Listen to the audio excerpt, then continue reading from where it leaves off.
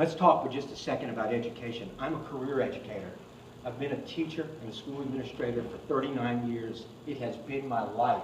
Children have been my life. They're everything to me. And when I think of what's happened to education in this state, it just crumbles my heart. It tears at me. When I go to school every day and work with my teachers and find out how disgruntled they are, how frightened they are for their futures, and how many of them, so many of them, having just finished their educations, to make a career in education, are feeling like in North Carolina, teaching is no longer a career.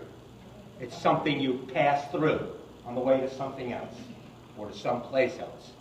Did you know that a teacher with 20 years of experience in North Carolina will make approximately $24,000 less a year than a teacher with 20 years of experience in Virginia? Does that sound right to you? Does that make those people want to stay in our state? How do we retain the best and the finest without the incentive to do so? Teachers have a right to own a piece of property. Teachers have a right to have a roof over their head. On my staff, I have a little staff, just 15 or so people. In my little tiny school, I have a teacher who can't afford health insurance for her own child, who is on food stamps as we speak. It's not a person who's frivolous with money or careless with money. She's struggling to survive on a teacher's pay. That's not right. It's wrong. People ought to have the ability to have a life as an educator. Education is so important. I always joke that when I look at a little 5-year-old, I try to imagine someday laying on an operating table. And that little 5-year-old is standing over me with a scalpel. Do I want that child to be well educated? Darn tootin' I do. We owe it to that child to give them the finest schools, the best supplies, and the most hope that we can give them for their future. We need to build their future because their future is your future and my future.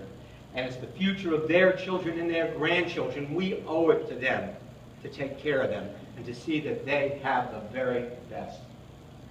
And we can talk about all the terrible things that have happened. Rick's touched on them already. But I'm going to tell you something. A school is a living thing. It's a community. It's a place with a heart and a soul.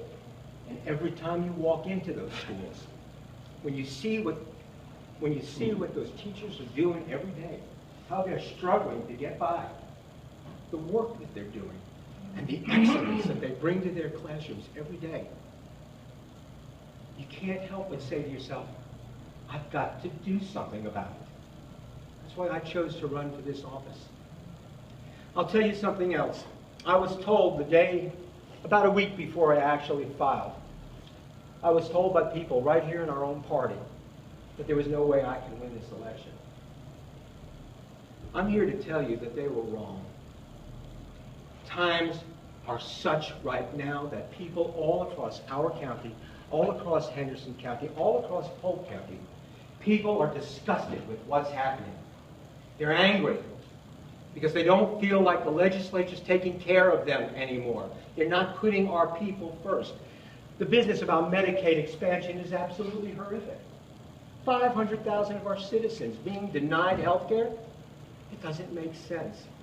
The analogy I try to give to people is this, and can I use you, Judy, for my little shill? Judy's going to be my shill for a minute. I'm going to give her $3. I did this in Henderson County and with the men's club, and I think it helps. It helps. Yeah.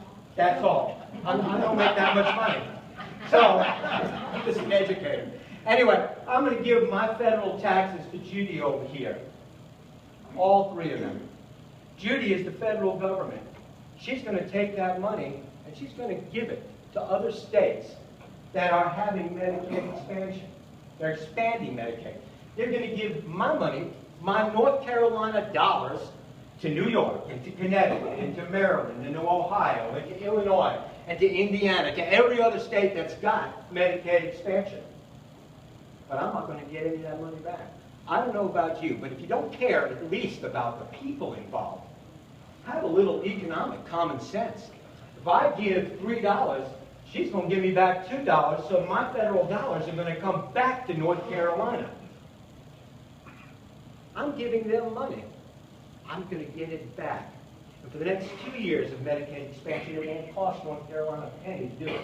And after that, it'll cost us 10% of the total cost. That is nothing. That's a freebie. We're going to help 500,000 people, and we're going to deny the federal government some of our tax money. That makes me feel good. I don't know about the rest of you, but it makes me feel good. You can remember what I told you. Tax dollars can come back to us